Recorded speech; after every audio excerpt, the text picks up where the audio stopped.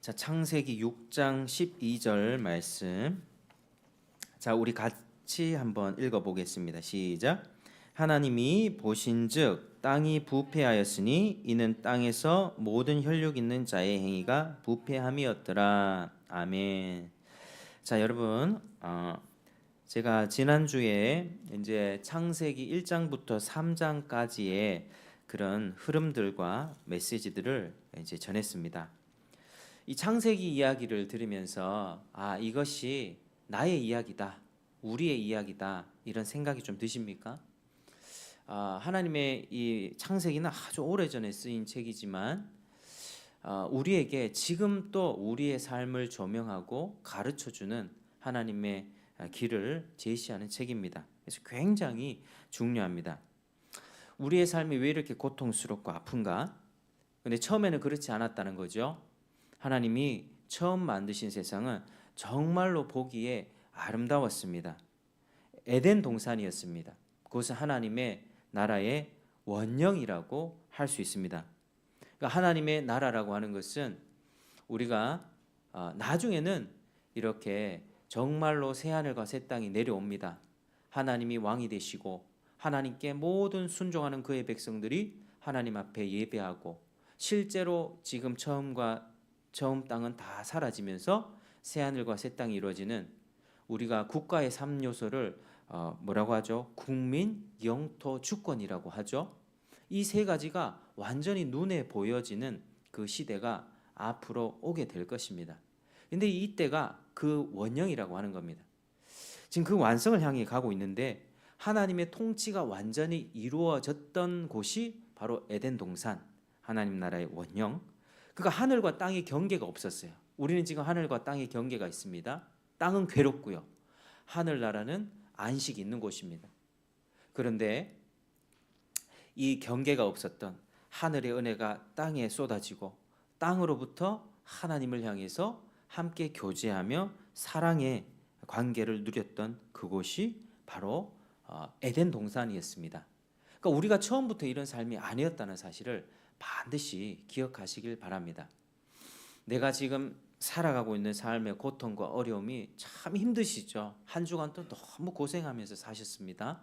그런데 처음부터는 그러지 않았다. 하나님이 완전하게 창조하셨지만 왜 이렇게 세상이 변해버렸는가? 왜 이렇게 변해버렸는가? 언제부터 이렇게 되어버렸는가? 그것은 창세기 3장의 사람의 타락으로부터 시작된 것입니다. 제가 하나님과 사람 사이에 약속을 하나 했다 말씀드렸죠. 그게 무엇인가 한번 찾아보겠습니다. 창세기 2장 한번 찾아보겠습니다. 창세기 2장 자 16, 17절을 같이 읽겠습니다. 시작. 여호와 하나님이 그 사람에게 명하여 이르시되 동산 각종 나무의 열매는 네가 임의로 먹되 선악을 알게 하는 나무의 열매는 먹지 말라. 네가 먹는 날에는 반드시 죽으리라 하시니라. 아멘. 이게 약속이에요. 약속.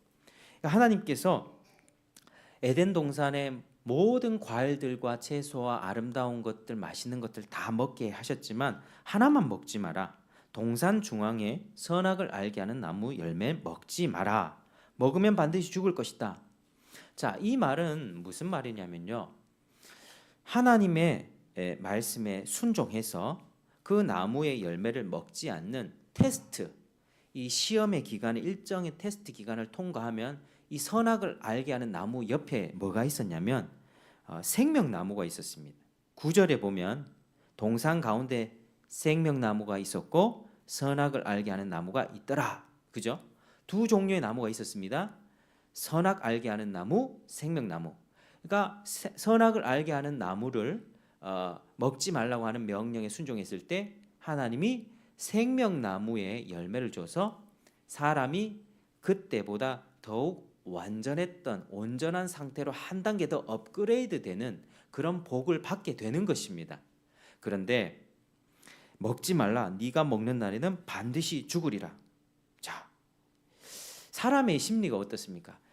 자, 여러분 지금부터 코끼리 생각하지 마세요. 자, 머릿속에 무슨 생각이 납니까? 머릿속에 갑자기 코끼리 생각나죠. 우리 심리가 그렇습니다. 이거 하지 마. 절대로 지금 딸기 생각하지 마세요. 갑자기 딸기가 떠오르기 시작해요.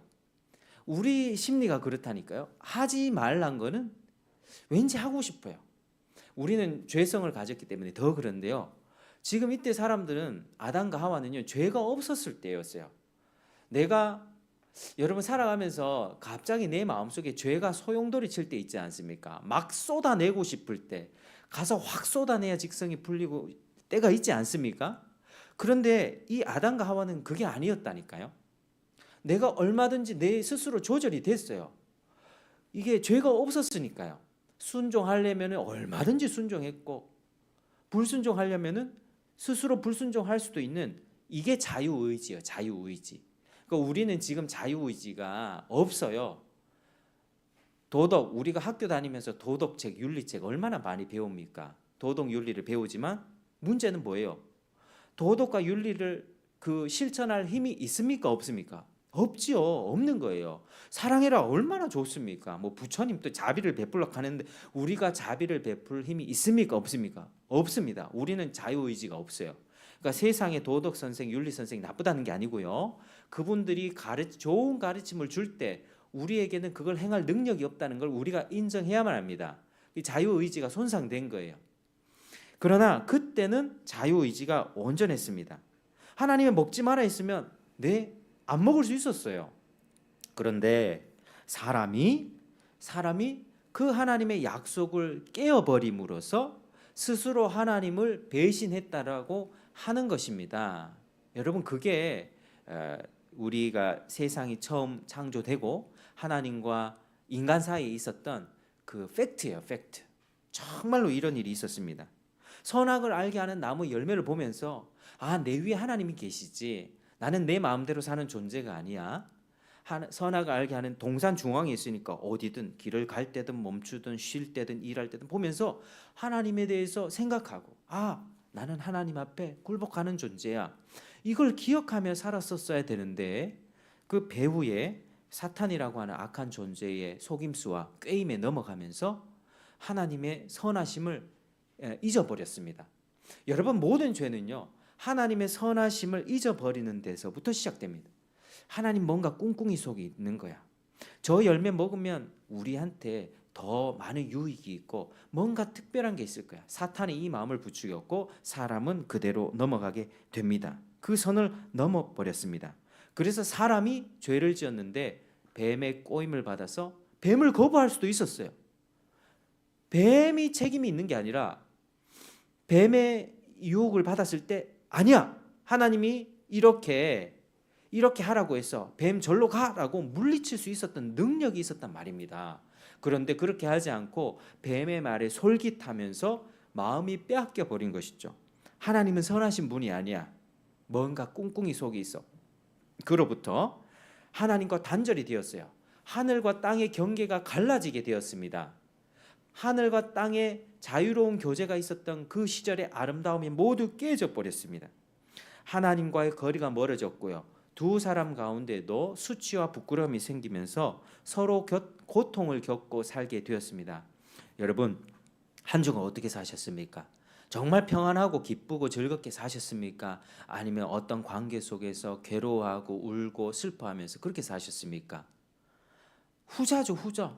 우리는 저 이번 주에도 그 동기 목사님을 만나서 2,500명 되는 큰 교회입니다. 그 교회는 사모가 있기에는 좀 어때? 뭐 다른 교회에 비해서는 좋아요. 그럼 너는 괜찮냐고. 저보다 동생이거든요. 너는 거기 지내기 괜찮냐고 하니까 관계가 제일 힘들죠. 뭐 하나님의 부르심을 받은 그 목사들 한 10대 명 있는 목사들 가운데 관계 속에서도 그게 제일 힘들다고 하는 거예요. 그러니까 우리는 살면서 일이 힘든 게 아니에요. 일보다 이 같이 일을 하는 사람이 힘든 거예요. 그게 우리는 그렇게 살고 있다니까요. 언제부터 시작됐다? 창세기 3장의 타락 때부터. 그때부터 우리가 지금까지 살고 있는 것입니다. 하지만 우리 하나님께서는 우리 인간을 불쌍히 여기셔서 창세기 3장 15절 창세기 3장 15절 같이 한번 읽겠습니다. 시작.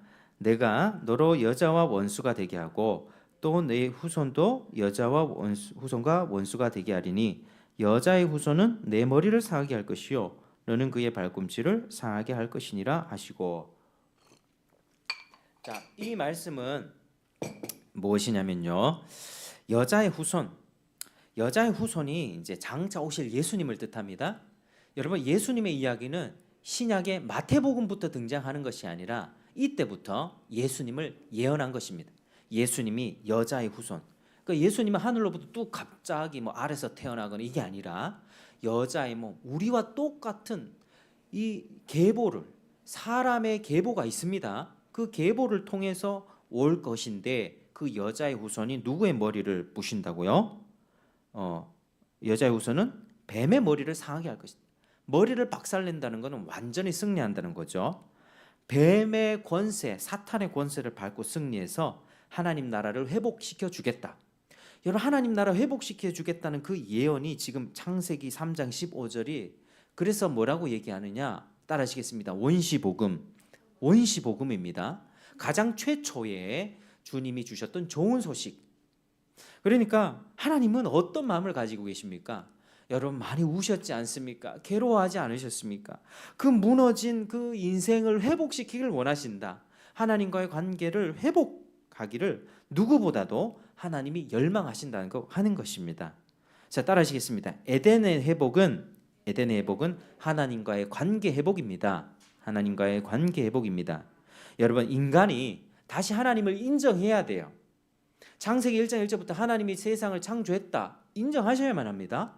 사람이 타락했지만 하나님이 구원의 역사를 베풀어 주겠다는 약속, 그 약속이 2000년 전에 예수님 오심으로써 이루어졌어요. 그걸 인정해야만 합니다. 하나님께 돌아와서 순종해야만 뭐가 회복이 된다고요? 에덴이 회복이 되는 거예요. 통치가 회복이 되는 것입니다. 여러분, 그런데요, 이 회복은요, 이 절대로 인간 스스로 해낼 수가 없습니다. 하나님은 세상을 무에서 유로 창조하셨어요. 능력으로, 전능하신 능력으로 모든 아름다운 자연과 만물, 우주가 있게 하셨다고요. 태양도요. 심지어 뭐 하찮은 벌레 한 마리도 하나님이 다 창조하셨습니다. 그 능력으로 망가진 세상을 어떻게 해요? 재창조하고 회복시키는 역사를 우리 하나님이 행하시는 것입니다. 여러분, 하나님을 찬송하시길 바랍니다. 하나님을 높이시길 바랍니다. 하나님은 우리에게 부담을 주시는 분이 아닙니다. 괴로운 인생을 살아가고 있는 우리들에게 회복을 예언하시고 그 회복을 이루시고 지금 또 완전한 회복을 향해서 하나님이 우리에게 복을 주기를 원하시는 분이십니다. 여러분, 하나님이 그런 분이시라는 사실을 인정하시기를 주의 이름으로 축복합니다. 정말 이 창세기 이 구속사 강의를 하면서 여러분들이 하나님이 이런 분이다, 하나님의 마음이 참 느껴졌으면 좋겠다 하는 제 마음속에 그런 마음들이 있습니다. 이 지식적인 부분을 좀 몰라도 됩니다. 조금 기억을 못 하셔도 돼요. 기억하시면 더 좋겠지만, 그러나 기억 잘하고 나서 하나님의 마음 하나도 모르는 것보다 기억 조금 못한다 할지라도 그래, 하나님의 마음이 이런 마음이지, 그리고 그 하나님께로 내가 돌아가야겠다, 이런 마음을 가지는 것이 저의 소원입니다. 그리고 우리 하나님의 마음이기도 합니다. 창세기 전체의 이야기는, 성경 전체 이야기는 하나님이 이렇게 망가진 인생들, 타락한 하나님의 나라가 다시 세워져 가는 과정을 그린 것이고요. 요한계시록에서 새하늘과 새 땅이 열림으로써 하나님의 주권과 통치가 완전히 회복이 되는 그때가 올 것이다. 우리 주님이 그렇게 약속하셨어요. 여러분, 믿으시길 바랍니다. 인내하셔야 돼요. 지금 내가 살아가고 있는 삶의 과정이 고통스러울 수 있어요.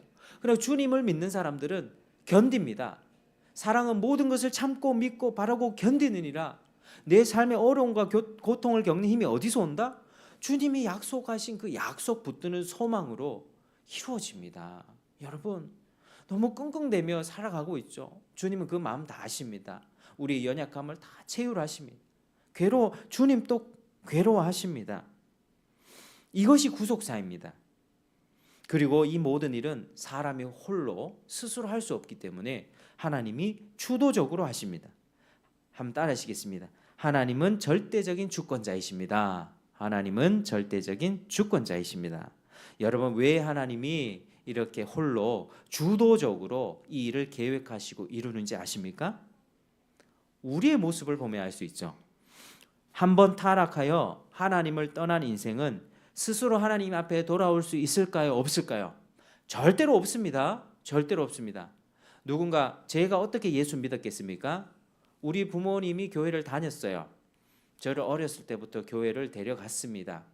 복음의 말씀을 계속 듣다 보니 그렇게 된 거예요. 어느 순간 하나님의 마음을 열어주셨어요. 자기가 응애 하면서 딱 태어났다. 태어나는 순간부터 하나님을 알고 하나님을 예배하는 아이들이 있을까요? 절대로 그런 인생 없습니다. 아무도 없어요. 아무도 없습니다. 자기가 태어나면 태어난 사람의 환경에 따라서 그분의 가르침을 따라서 가치관도 만들어지고 생각도 만들어지고 불교 국가 같은 데는 불교인이 되는 거고요. 무슬림 같은 나라에서는 무슬림으로 사는 겁니다. 우리 같이 복된 기독교 가정에서 태어나면 그걸 고민하다가 예수를 믿게 되는 거죠. 누군가 알려줘야 된다는 것입니다. 하나님이 이런 분이야. 여러분, 이 얘기를 듣는 여러분은 정말 복된 시간을 지금 지내고 계시는 것입니다. 하나님이 이런 분이십니다. 하나님이 알려주십니다. 상세하게 가르쳐 주십니다. 그리고 어떻게 회복할 수 있는지를 하나님이 다 하나님 이 계시의 책을 통해서 성경을 통해서 알려주십니다. 사람은 절대 스스로 돌아오지 못해요. 3장에 타락하고 난 다음에 우리 인생들이 어떻게 망가지는가 우리 한번 보실까요? 자, 창세기 4장을 한번 넘어가 보겠습니다. 자, 창세기 4장에 보면 자, 창세기 4장 1절에 보면 아담과 하와가 동침해서 첫째 아들 누가 낳았습니까? 가인을 낳았죠. 가인. 가인 많이 들어보셨죠? 연예인 또 가인이 있고 주변에 가인이라는 이름이 있습니다. 가인을 낳았다. 자, 가인을 낳았고요. 자, 그리고 또 2절에 누구 낳았죠? 동생? 아벨을 낳았다. 그렇죠? 자, 가인과 아벨을 낳습니다. 자, 이제 아담과 하와가 죄를 지어 가지고 하나님의 생명에서 떠난 상태로 이제 죄인들이 결혼해서 아기를 낳은 거예요. 자, 무슨 죄를 저지릅니까? 무슨 죄를 저지릅니까? 자, 쭉 보면요. 자, 우리 7절 8절 한번 읽어 볼까요? 6절에서 8절 시작. 여호와께서 가인에게 이르시되 네가 분하여함은 어찌 됨이며 안색이 변함은 어찌 됨이냐. 네가 선을 행하면 어찌 낯을 들지 못하겠느냐. 선을 행하지 아니하면 죄가 문에 엎드러 있느니라. 너는 죄를 다스릴지니라. 가인이 그의 아벨에게 말하고 그들이 들에 있을 때에 가인이 그의 아벨을 쳐 죽이니라. 여러분, 살면서 진짜 사람을 죽이는 사람들이 있지만 우리는 보통 그렇지는 않죠. 지금 살인죄를 저지른 겁니다. 뭐 때문에요? 동생에 대한 질투심.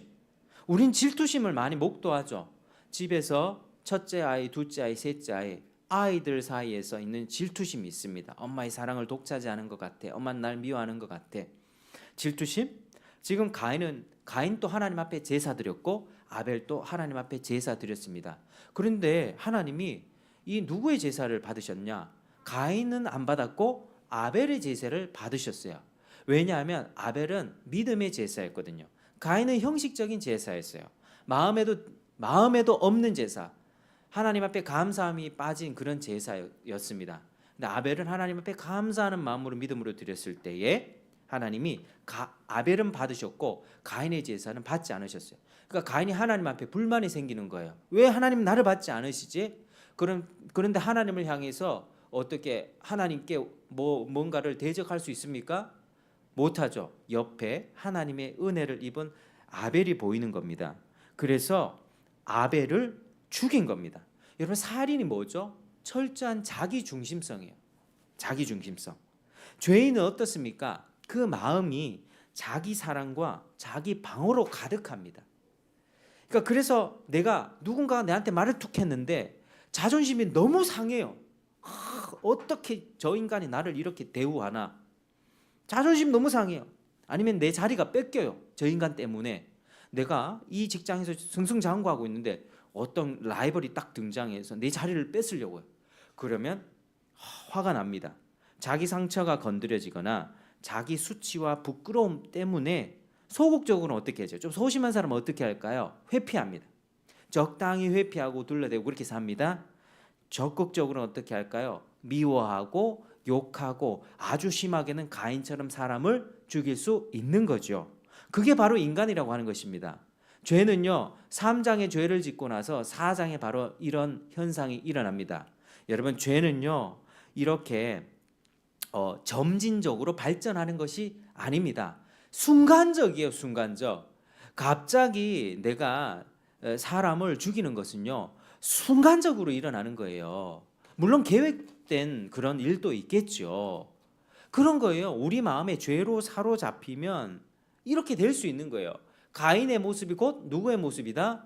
우리의 모습이다. 우리 모두 안에 그런 가능성이 있다. 기억하셔야만 합니다. 여러분, 한 주 생각해 보십시오. 우리가 마음으로, 예수님이 어떻게 말씀하셨습니까? 사람을 미워하는 것이 살인이다. 이번 주에 살인죄 안 지은 사람 손 들어 보십시오. 없지 않습니까? 마음으로 미워하는 거 우리 늘상 합니다.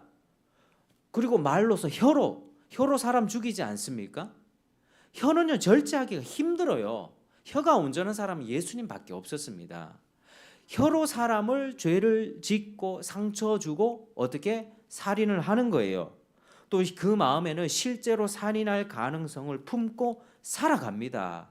가인이 동생 때려 죽인 거요. 우리도 언제든지 그런 가능성이 있습니다. 그게 죄인들의 현주소예요.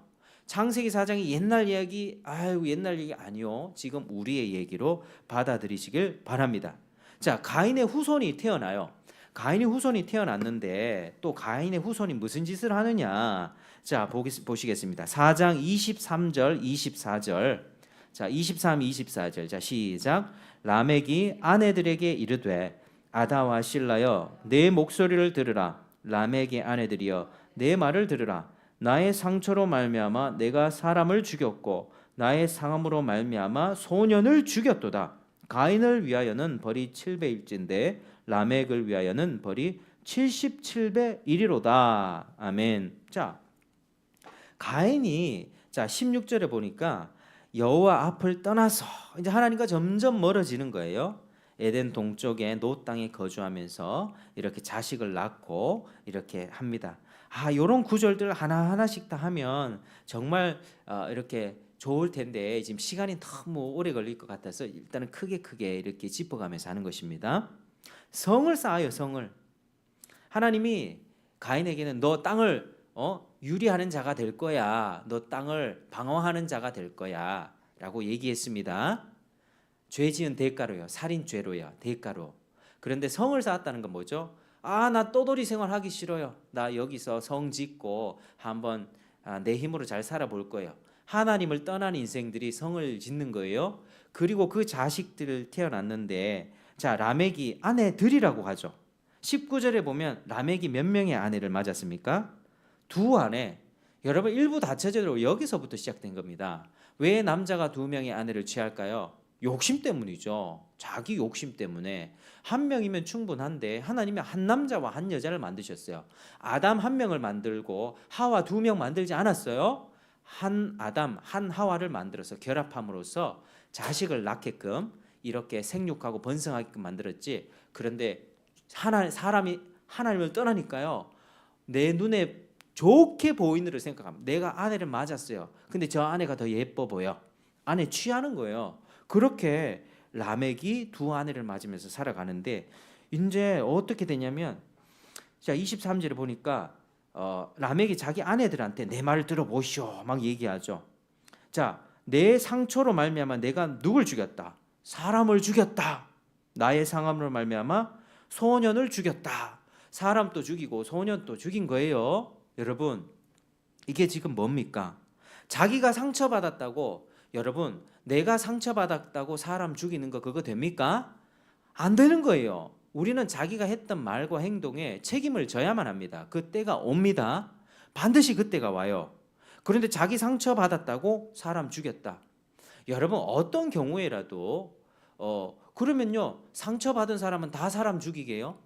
어떤 사람은 그 상처를 받아서 잘 승화시켜서 자기 인생을 멋지게 가꿉니다. 근데 어떤 사람은 살인자가 돼요. 그러니까 자기가 받은 상처로 사람 죽였다 정당화될 수 없는 거예요. 여러분, 내가 집에서 지금 부부싸움을 막 했어요. 부부싸움을 막 진짜 심하게 막 했어요. 막 화가 나서 서로 퍼붓고 있어요. 띠리띠리 전화 옵니다. 친한 친구한테 전화 옵니다. 전화 어떻게 받죠? 그래. 좋은 목소리를 받을 수 있죠. 같은 상황인데 이 부부 관계에서는 쏟아붓고 친구한테는 좋게 전화를 받아요. 이건 내가 어떻게 선택한 거예요? 내가 화내기로 선택한 거예요. 분노하고 쏟아붓기를 선택한 거예요. 이 친구한테는 왜 안 쏟아붓습니까? 이 감정을 그대로 토하지 않습니까? 자기가 그렇게 선택한 거예요. 그러니까 우리는 어떤 경우에라도 내가 어떤 상황에서 어떤 선택을 할 것지 내가 선택한 거예요.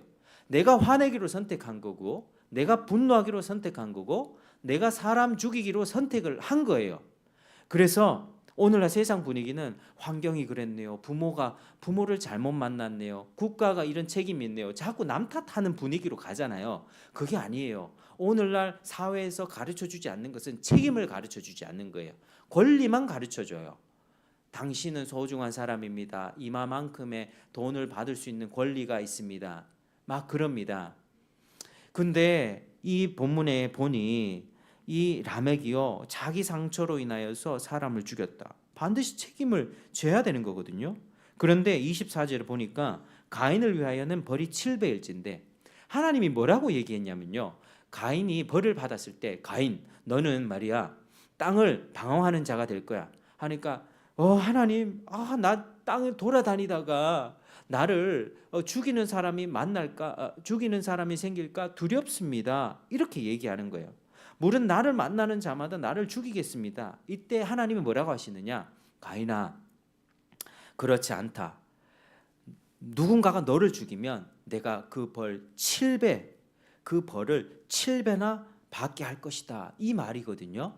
하나님이 가인이 사람을 죽였지만 하나님이 가인에게 불쌍히 여겨주신 거예요. 그리고 가인 너를 죽이는 사람 7배나 더 벌할 것이다.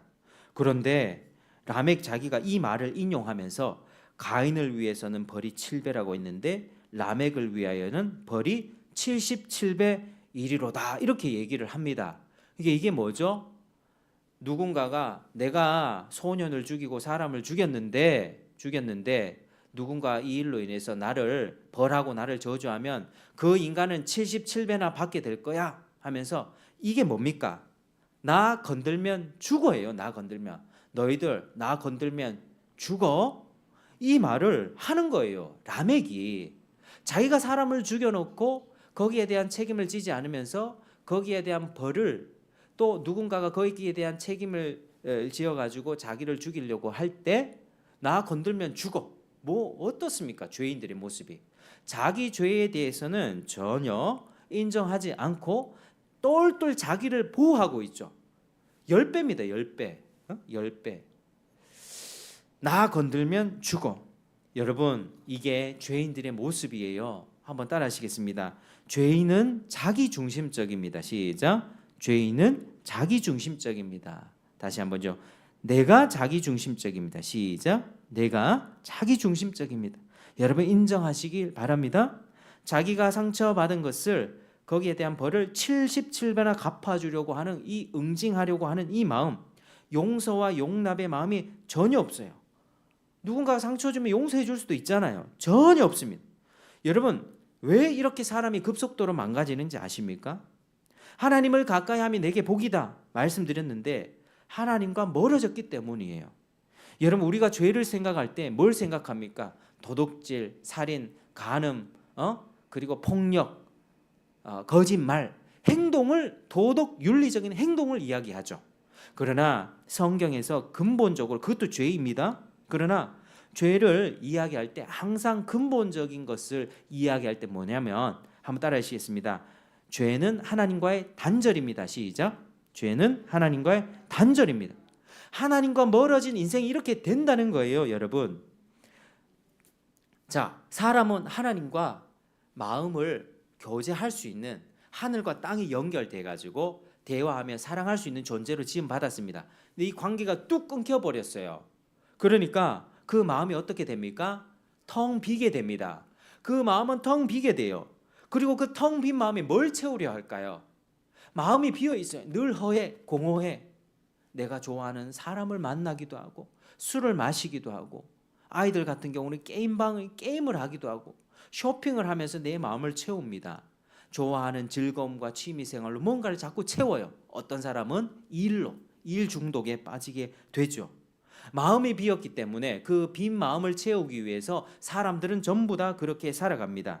그리고 어떤 걸 얘기하죠? 내 빈 마음을 어떤 취미생활이 채워주든 아니면 네가 날 채워줘야 돼. 여러분 이게 있는 거예요. 여러분 사람은요 어떤 관계 속에서 사랑하는 관계 속에서 어떤 죄를 이거 정말 잘 들으셔야 됩니다. 사랑하는 관계 속에서 우리는 어떤 죄를 짓냐? 단순히 화내고 짜증내고 이거 아니에요. 네가 내 마음을 채워줘야 돼. 이거 있다니까요. 내 텅 빈 마음이 있어요. 텅 빈 마음. 남편 네가 나의 마음을 위로해줘야 되고 아내 네가 나한테 내가 퇴근하면 환하게 맞아주면서 식탁 반찬 다 차려줘야 되고 나를 좀 밖에서 돌아온 나에게 쉼을 줘야 돼. 당신 나에게 만족감을 줘야 돼. 내가 어떤 말을 해도 너는 내 말 다 들어줘야 돼. 하는 당신이 나를 채워줘야 된다는 이게 안 채워지면 어떻게 하죠? 자식, 아들, 딸, 네가 나를 채워줘야 돼. 그러기 위해서 네가 성공해야 돼. 네가 좋은 대학 가야 돼. 그래서 엄마 아빠 이름을 빛내줘야 돼. 이게 있는 거예요.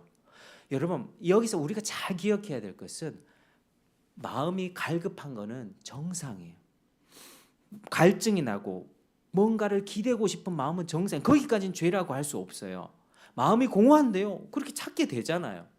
그런데 그걸 가지고 어떻게 해요? 강요하는 게 죄라니까요. 니는 나한테 이렇게 해줘야 돼. 근데 안 해주면 어떻게 되죠? 복수와 원한의 마음이 생기기 시작합니다. 이렇게 되면 어떻게 되죠? 용서가 힘들어져요. 니는 당연히 내한테 이렇게 해줘야 되는데 이 자식아 니는 내 자식으로서 니 당연히 이만큼의 성과를 내고 내한테 이렇게 해줘야 돼. 그런데 안 되면 어떻게 되죠? 분노가 그 감정이 혈기가 복수의 마음으로 바뀌게 됩니다. 관계를 더욱더 악순환 만들게 되죠. 용서와 용납이 안 되는 관계로 됩니다. 이게 뭐죠? 죄인의 마음, 상대방에게 강요하는 마음이 죄이고요. 다른 것으로 자꾸 채우려고 합니다. 근데 우리가 이 마음을요, 예수 믿는 사람은 강요하는 것이 아니라 그냥 바램으로 갖고 있어야 합니다. 아내가 이렇게 해줬으면 좋겠다. 남편이 이렇게 해줬으면 좋겠다. 그런데 이거 내 힘으로 못한다. 하나님 앞에 기도하는 거예요. 맡기는 거예요. 내가 정당하게 바램을 갖고 있을 때 그 바램이 이루어지지 않으면 즉각 화가 날 수 있어요. 그런데 그게 복수의 마음으로 발전하지는 않습니다. 그럴 때 실망이 오고 좌절이 생기지만 하나님 앞에 그거 애초부터 내가 그 사람이나 그것이 나를 채울 수 없다라고 그렇게 생각을 할 때에는요, 하나님 앞에 맡기게 됩니다.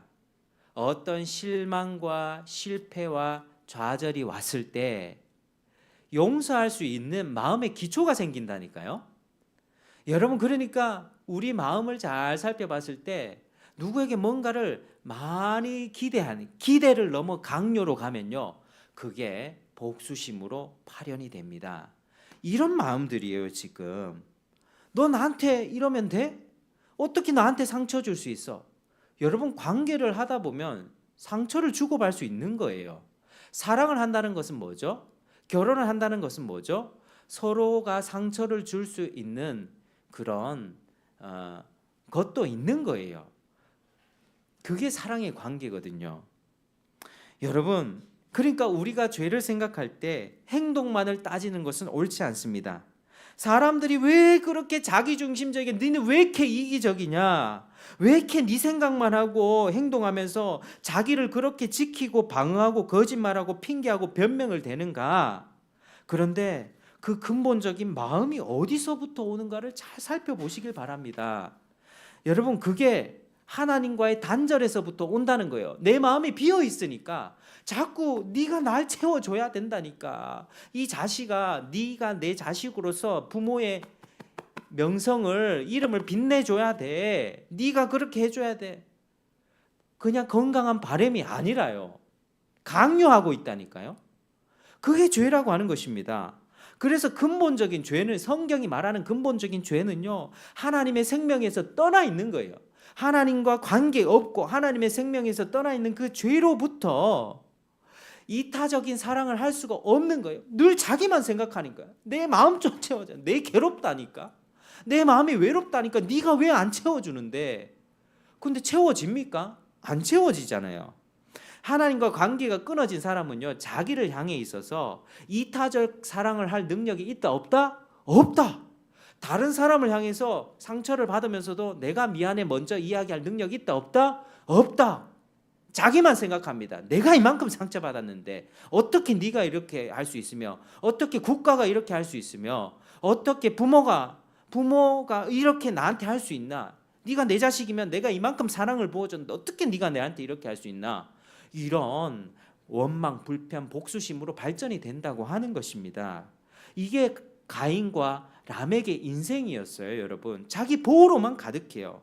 그 결과 사람들은요, 사람을 사랑하고 관계를 잘 이끌어갈 수 있는 능력 하나도 없이 그렇게 죽음으로 치닫게 되는 인생을 살게 되는 것이죠. 여러분, 우리 마음이 그렇습니다. 제 마음을 살펴봐도 그래요. 어떤 문제가 생겼을 때 내가 먼저 미안하다. 내 잘못을 생각하기보다 항상 상대방 탓을 먼저 생각하는 머리가 발동하거든요. 네가 어떻게 나한테 이럴 수 있어? 그런데 내가 잘못한 부분을 진지하게 생각해 보면 있거든요. 그게 있어요. 그러니까 죄인들의 인생은 이렇게 관계가 끊어져서 거기서부터 모든 인생을 사는 것입니다. 자, 그 결과 사람이 어떤 인생을 살게 되죠? 5장에 보면요, 아담의 계보예요. 자, 여러분 5장을 쭉 읽어보시면 자 5절에 뭐라 돼 있습니까?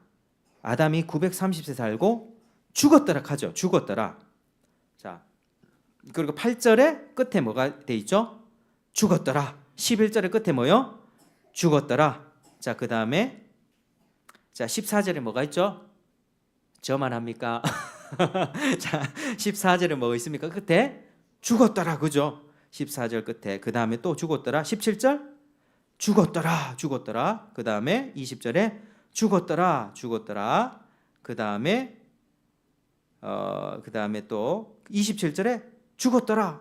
여러분, 이게 죽음의 인생이에요. 사람이 관계 단절 속에서 하나님의 생명에서 떠나 있으니 서로 간의 관계에서 상처 주고 받으면서 복수하고 갚고 사람 죽이면서 살아가다가 죽는다는 거예요.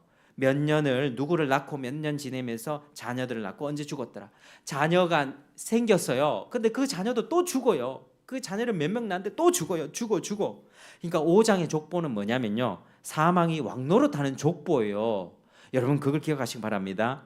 한 사람 아담의 죄로 인해서 모든 사람들에게 죄의 죽음이 임합니다. 영원한 죽음이 임했습니다.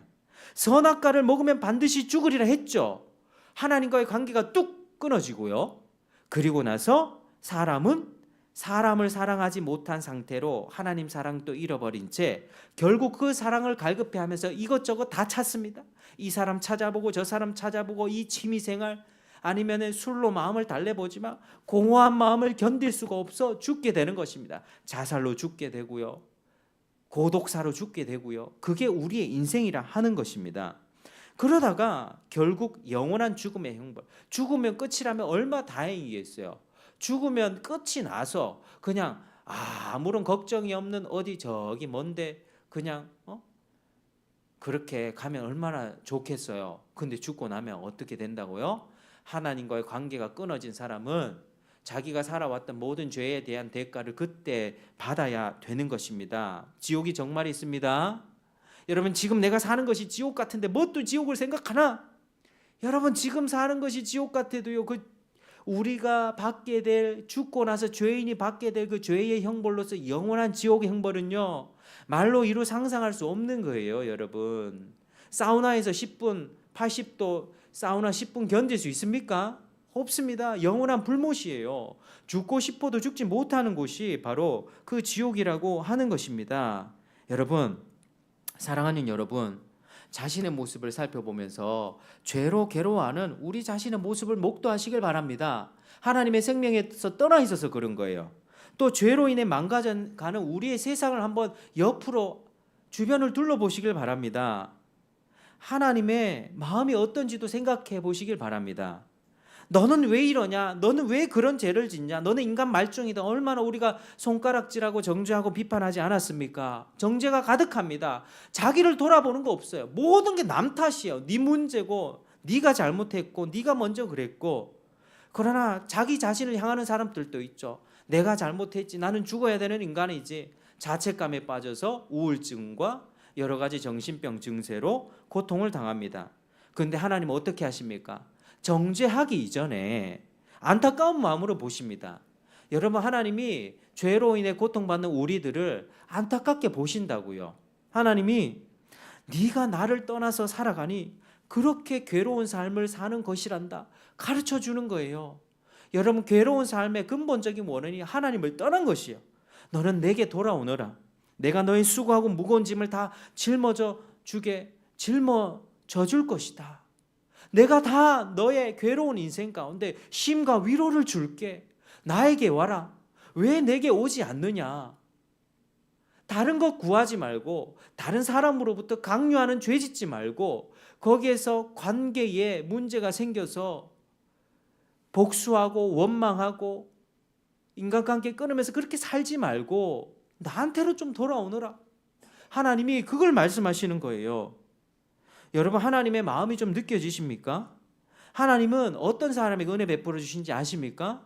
이 죄악된 마음 속에서 완고하게 네가 잘못이야, 이런 사람에게 은혜 베푸지 않습니다. 이건 100% 확실합니다. 하나님은 겸손한 자에게 은혜를 베푸시고 교만한 자에게 은혜 베푸지 않으시나니 진리예요. 시대가 변하지 않는 진리. 그러나 이 죄악된 삶과 세상 속에서 내가 하나님 앞에 죄를 짓고 고통을 받으면서 저주 가운데 죽음을 치닫는 인생을 사는구나. 하나님, 나 괴로워요.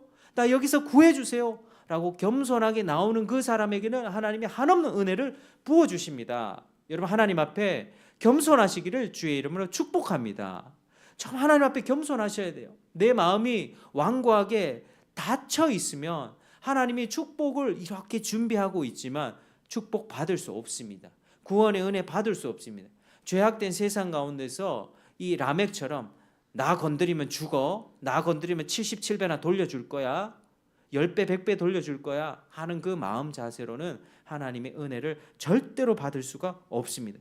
그러면 그 인생은 다람쥐 쳇바퀴 돌아가듯이 복수와 원하심과 용서치 못하는 그 마음으로 자신의 인생을 더 죽음으로 치닫게 되는 것이죠.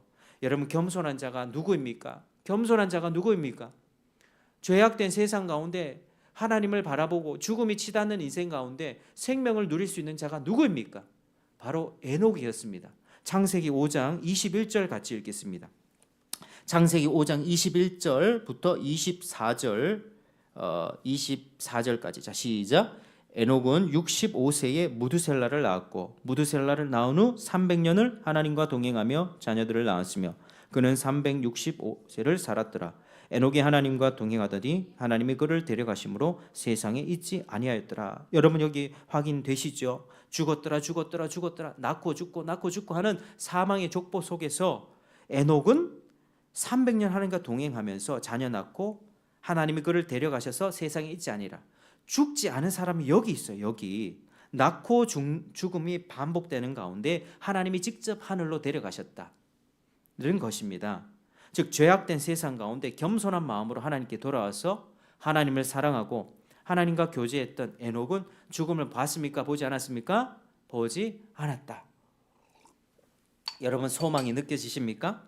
하나님이 이렇게 사망이 왕노릇하는 세상 가운데서 생명의 역사를 일으키시는 분입니다. 하나님의 생명의 하나님이세요. 생명의 주관자세요. 정말 얼마나 우리에게 소망이 되십니까? 성경에서 말하는 여러분 구원가는요, 에녹이 스스로 하나님을 믿은 것이 아니라 하나님이 에녹에게 은혜를 베푸신 것입니다. 에녹이 죄악된 세상 가운데서 겸손한 마음을 가질 수 있었던 것도 하나님의 은혜요. 그가 하나님과 동행하며 살아갈 수 있었던 것, 승천하며 천국으로 직행할 수 있었던 것도 하나님의 은혜입니다. 모든 것이 은혜입니다. 여러분 스스로 하나님 선택할 수 없습니다. 집 떠난 자식이 하나님 앞에 혼자서 돌아올 수 없습니다. 그러나 하나님이 인간의 마음에 감동을 주세요. 환경을 통해서 말씀을 통해서 감동을 주실 때 그때 여러분들이 마음이 동하여 하나님을 붙잡고 하나님 앞에 나아온다면 하나님은 그 인생과 함께 동행하여 주시며 죽음을 보지 않는 인생으로 인도해 주신다라고 하는 것입니다. 여러분 소망이 느껴지지 않으세요? 우리 인생 지금 현실만 보면 너무 괴로워요. 그렇지만 에녹을 보면 하나님의 그 약속, 생명을 주시는 하나님의 자비하심, 겸손한 자에게 은혜를 베풀어 주시는 그 하나님의 마음을 보면 여러분 우리에게는 소망이 있습니다. 왜 인생이 이렇게 꼬이고 비참하게 가는지 괴로울 때 여러분 누구보다도 하나님 앞에 간구하는 여러분 되시길 바랍니다. 하나님이 여러분들에게 생명을 주기를 원하세요. 그냥 괴로움을 덮어두고 술로, 일로, 성취로, 쾌락으로 다른 즐거움 쫓으면서 방황하지 마십시오. 자기 괴로운 마음을 꺼내서 누구한테 갖다 드리라? 주님 앞에 갖다 드려라. 내 괴로운 마음 주님이 고쳐주실 것입니다. 내가 겸손할 때요. 내가 더 이상 남 탓하기를 그치고 그렇게 하나님 앞에 나아가면 하나님이 우리 마음을 치유하시고 고치실 것입니다. 생명이 넘치게 하실 것입니다. 여러분 그렇게 세상 가운데서는요 낳고 죽고 죽음으로 치닫는 인생과 그리고 죽음 가운데 생명으로 옮겨지는 두 부류의 인생으로 나뉘게 됩니다. 그래서 하나님의 은혜로 하나님께 돌아왔던 자들이 누구냐면 한번 따라하시겠습니다. 셋의 후손들. 그러니 반대로 죄에 내버려둬서 자기 식대로 살아갔던 악인들은 따라하시겠습니다. 가인의 후손들. 이렇게 세상에는 두 부류의 사람이 있습니다. 예수 믿고 하나님의 자녀가 된 사람들은 하나님의 택함 받은 백성으로서 셋의 계열에 들어간 거예요. 은혜 받은 계열. 그러나 예수 믿지 않고 여전히 자기 식대로 살아가는 자들은 마귀에게 속해서 가인의 뒷걸음질을 하는 것입니다. 가인의 전철을 가고 있는 것입니다. 그리고 항상 가인의 자손들은 셋의 계열을 공격하죠. 믿는 자들을 늘 핍박합니다. 그게 하나님이 창세기 3장 15절에서 여자의 후손과 뱀의 후손은 늘 싸울 것이다. 늘 뱀의 후손이 하나님의 자녀 공격할 것이다. 영적 전쟁이 있을 것이라고 하는 것이 바로 이렇게 진행되고 있는 것입니다. 여러분 그렇게 가인은 온 세상에 악을 퍼뜨렸어요. 온 세상 그 가인 계열 라멕 그렇게 되고요. 그 밑에 자식들이 악을 저지르고 자기 멋대로 살고 일부 다처제 행하면서 사람 죽이면서 포악하게 살게 됩니다. 여러분 하나님이 어떠셨겠어요? 마음이 굉장히 안타까우셨습니다. 그런 하나님은 죄에 대해서 가인의 후손들을 향해서는 죄를 심판하실 수밖에 없는 그 지경에 이르렀던 것이죠. 여러분 하나님은 죄를 가만히 내버려 두는 것이 아닙니다. 하나님은 죄를 반드시 심판하십니다. 이 온 세상에 이제 지구상에 사람들이 많아졌는데 죄가 너무 퍼지는 거예요. 여러분 길을 지나가는데 누가 때려 죽이고요. 술 먹고 술 취하고 누가 밖에서 청소년들이 방황하고 막 이런 모습들을 우리 거리에서 본다면 여러분 마음이 어떠실 것 같아요? 괴롭지 않습니까? 그런 세상이 펼쳐졌다고요 지금. 그때 하나님이 바로 그 시기에 하나님이 택한 셋 계열은 하나님의 은혜와 구속사를 이어가십니다. 자 누구를 통해서 이어가십니까? 자 29절 자 29절 자 시작. 이름을 노아라 하여 이르되 여호와께서 땅을 저주하심으로 수고롭게 일하는 우리를 이 아들이 아니하리라 하였더라. 아멘. 자 노아라고 하죠. 노아를 통해서 하나님이 이제 이 세상을 내가 안식하게 하겠다. 그러니까 세상에 죄가 너무 많아지니까요. 하나님이 땅을 저주를 내렸는데 그로 인하여 사람이 고통스러워하며 살아가고 그때에 위로하려고 보냈던 사람이 노아입니다. 여러분 세상이 왜 이렇게 악하게 변했을까요? 왜 그렇게 악하게 변했을까? 창세기 6장을 한번 보겠습니다. 자 6장 1, 2절 자 시작. 사람이 땅 위에 번성하기 시작할 때에 그들에게서 딸들이 나니 하나님의 아들들이 사람의 딸들의 아름다움을 보고 자기들이 좋아하는 모든 여자를 아내로 삼는지라. 아멘. 여러분, 경건한 셋의 자손들이 하나님 앞에 선택받았던 셋의 자손들이 불경건한 가인 자손을 좋아하는 거예요. 가인의 딸들을 좋아하는 거예요. 그게 이 둘이 결혼하니까 어떻게 돼요? 세상이 타락하게 됐다. 하나님의 백성들이 교회가 세상과 동화가 됐다는 거예요. 하나님의 백성들이 세상 사람들과 똑같이 행동하니 그로부터 태어나는 자식들 누가 태어났습니까? 네피림 같은 자들이 태어났습니다. 4절에 보면 당시의 땅들은 네피림이 있었다. 자, 하나님의 사람의 딸들에게로 들어와 자식을 낳았으니 용사라 고대의 명성이 있는 사람이었다. 그러니까 이제 너무 이제 완전 죄가 치닫고 완전히 끝으로 가게 되는 겁니다. 하나님이 그때 사람을 지으셨음을 한탄하고 심히 근심하셨습니다. 자, 5절 여호와께서 사람 죄악이 세상에 가득함과 그 마음에 생각하는 모든 계획이 항상 악할 뿐임을 보시고 6절 땅 위에 사람 지으셨음을 한탄하사 마음에 근심하시고 이렇게 말씀하기 시작합니다. 여러분, 하나님이 근심하셨다. Filled with pain. 고통으로 가득 차셨다. 하나님은 더 이상 고통을 견디기가 힘들었습니다. 여러분, 하나님의 자녀들이요, 하나님 앞에 선택받은 그 사람들이 세상 사람들 쫓아가고 세상 문화 쫓아가고 세상 딸들의 아름다움에 취해서 그렇게 타락하게 되니 그 둘과 결혼해서 낳은 자식들이 세상을 더 포악하게 만들었다라고 하는 것입니다. 여러분, 교회가 잘못되면 세상이 그렇게 함께 무너집니다. 경건의 능력이 세상의 문화를 이겨내지 못하고 동화될 때 이렇게 고통이 옵니다.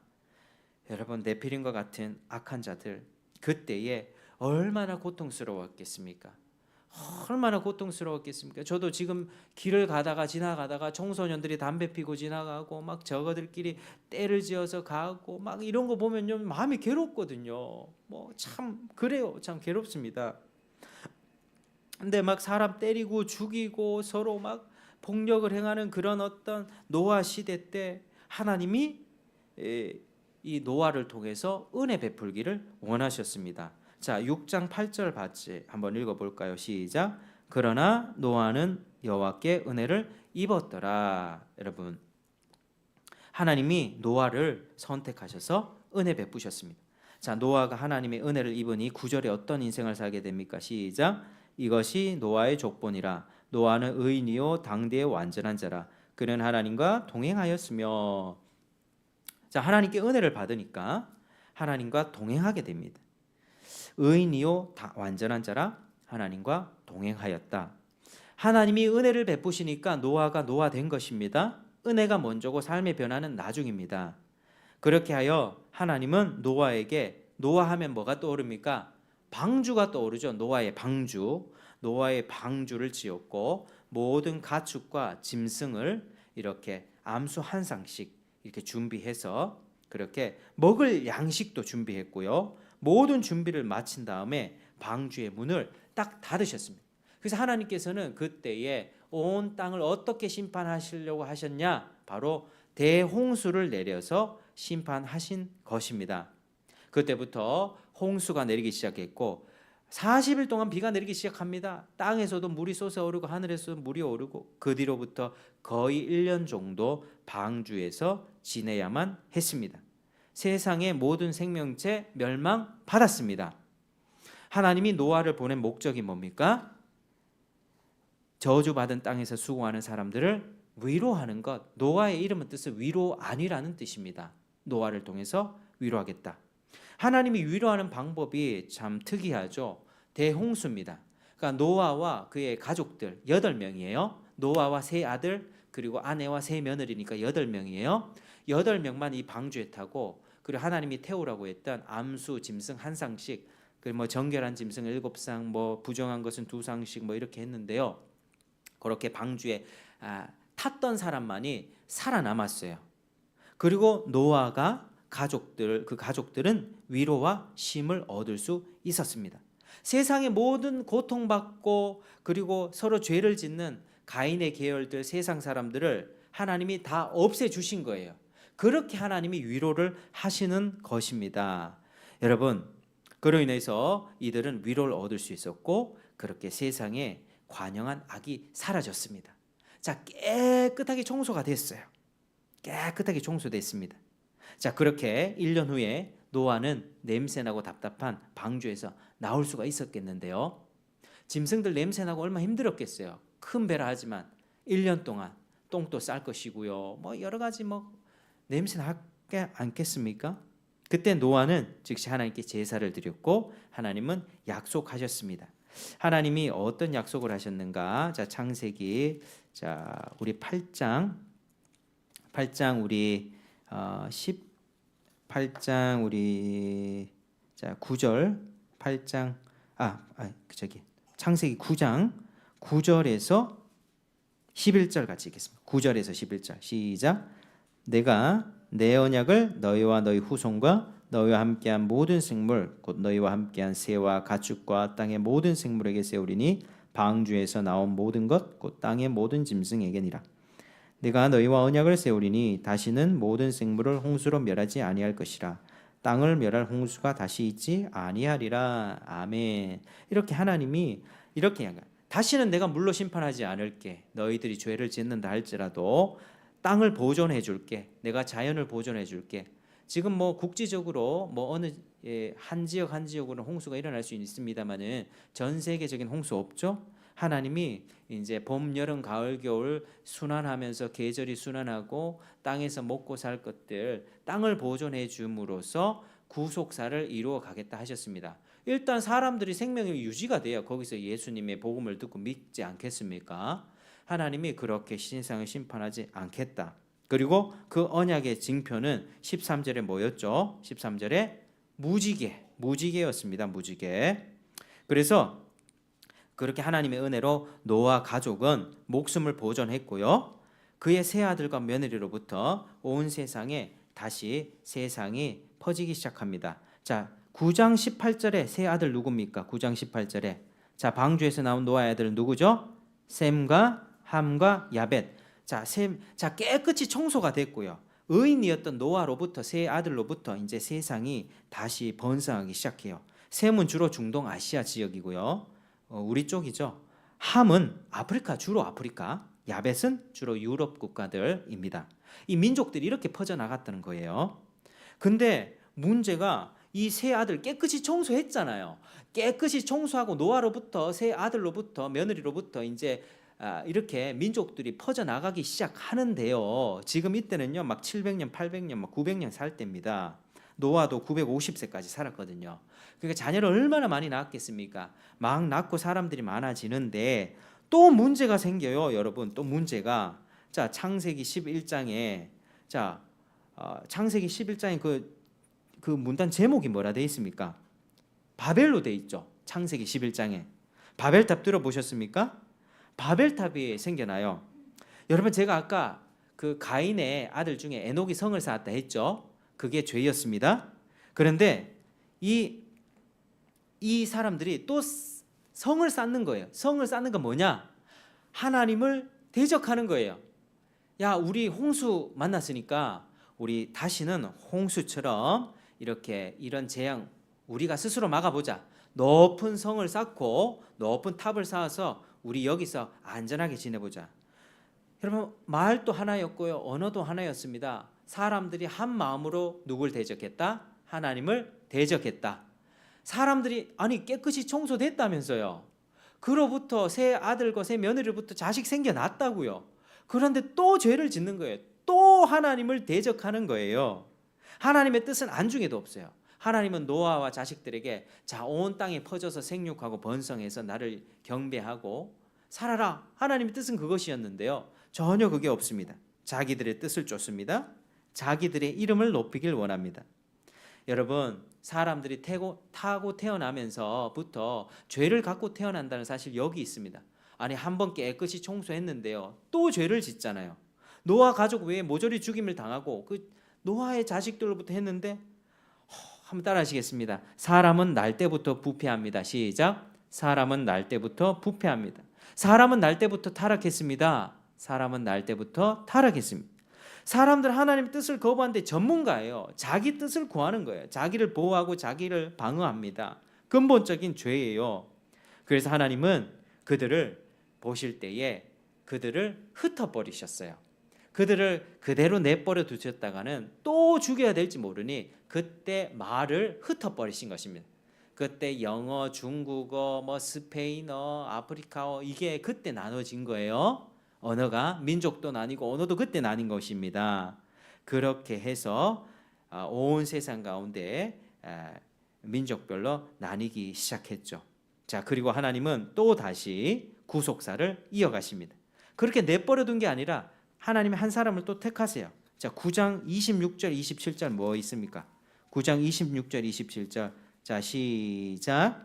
또 이르되 셈의 하나님 여호와를 찬송하리로다. 가나안은 셈의 종이 되고 하나님이 야벳을 창대하게 하사 셈의 장막에 거하게 하시고 가나안은 그의 종이 되게 하시기를 원하노라. 아멘.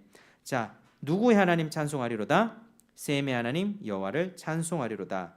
여러분, 셈을 통해서 하나님이 구속사를 이어가십니다.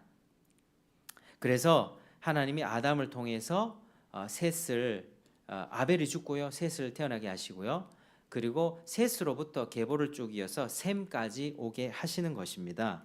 자, 셈에게 하나님의 영적 축복의 상속자로 삼도록 그렇게 하신 것입니다. 그리고 야벳은 셈의 장막에 거한다고 하죠. 셈의 영적 축복을 받는다는 것입니다. 그래서 결국 여러분, 예수님은 누구의 족보로 왔다? 셈의 족보로부터 온 거예요. 셈의 족보로부터 누구? 아브라함을 부르시고 이스라엘 민족 만드시고 거기서 누구? 다윗을 부르시고 거기서 예수님이 오신 거예요. 자, 예수님 하늘로부터 뚝 내려오신 것이 아니라 바로 하나님이 선택한 은혜 받은 백성의 계보를 통해서 모든 인류는 심판받고 죽어가는 그 상황 속에서 한 사람 한 사람을 택해 오시면서 그 계보를 이어오시고 바로 예수님을 보내주셨다. 예수님을 인하여 많은 사람들이 죄를 용서받고 하나님께로 가게 되었다라고 하는 것입니다. 자, 사랑하는 여러분, 이제 말씀을 맺겠습니다. 배가 많이 고프시죠? 자, 이제 말씀을 맺겠습니다. 자, 여러분, 하나님은 절대 주권자입니다.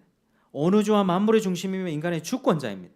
그러나 사람이 제발 스스로 하나님을 차버리고 집을 떠나버렸습니다. 인간에게 남은 것은 수치와 두려움, 절망밖에 없습니다.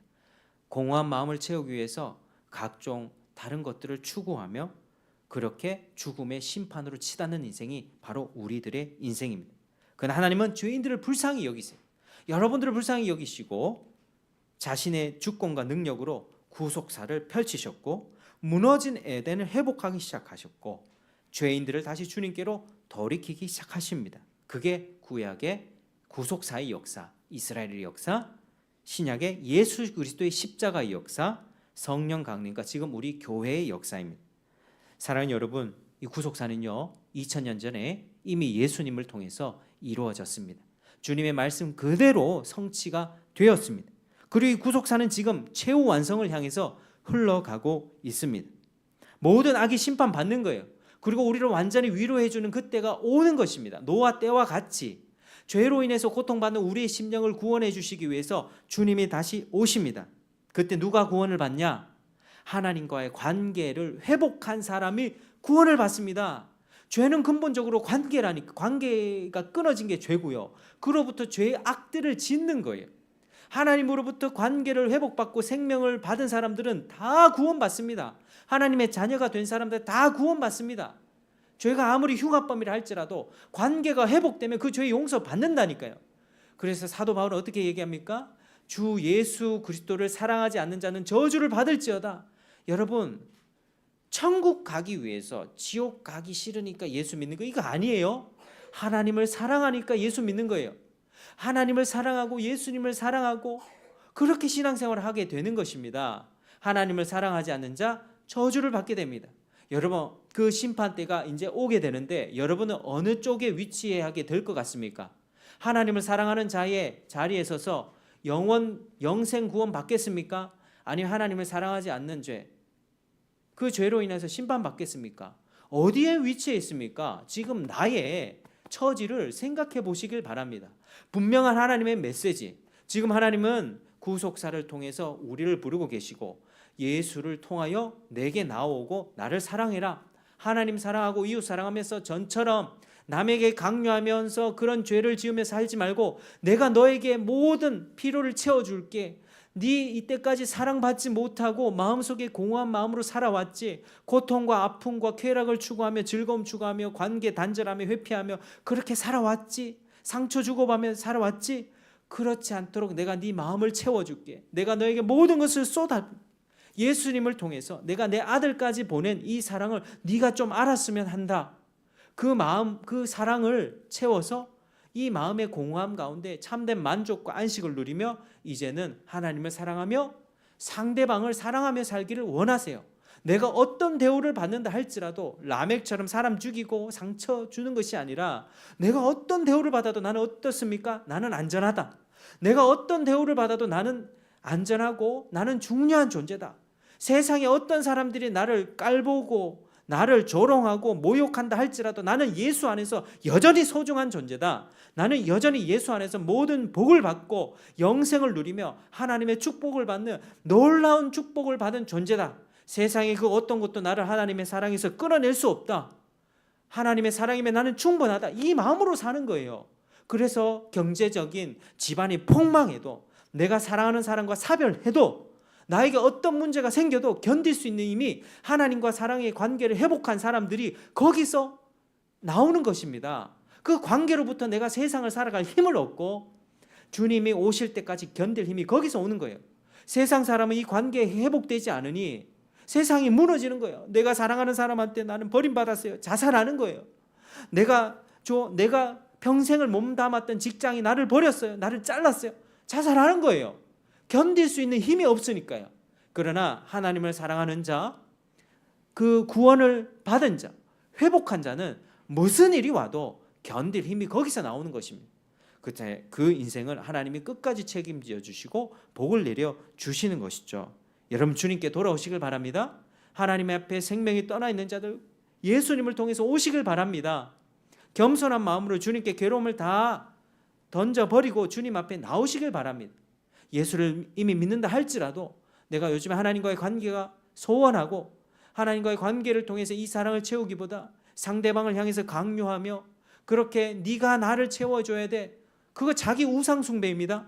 자기 우상 숭배의 죄가 있다면 주님 앞에 회개하고 돌아오는, 그래서 하나님과의 풍성한 생명을 누리는 여러분 되시기를 주의 이름으로 축복합니다. 여러분, 저와 여러분들이 그런 인생 함께 살아가기를 서로 격려하고 기도해주고 그렇게 서로 함께 세워가는 귀한 복음 영광교회 되기를 주의 이름으로 축복합니다. 기도하겠습니다. 아버지 하나님 감사합니다. 오늘 다소 긴 내용이었지만 하나님을 떠난 인생들이 얼마나 이렇게 심각하게 무너지는가. 그러나 그 가운데서도 하나님께서는 구원의 역사를 베푸셔서 어떻게 신실하게 구원을 이루시고 또 완성하시고 앞으로 장차 예수님을 보내셔서 완전히 이 세상을 회복시키는가 주님 보았습니다. 하나님의 마음이 전달되길 원합니다. 저와 우리 성도님들 마음에 주님의 마음을 깨달아서 하나님을 사랑하고 무거운 짐을 다 벗어던지고 주님 앞에 나오고 겸손한 태도로 은혜를 받는 저희가 될 수 있도록 하나님 도와주십시오. 아버지 은혜 베풀어 주십시오. 감사하며 예수님 이름으로 기도드립니다. 아멘. 찬송가 515장 찬송가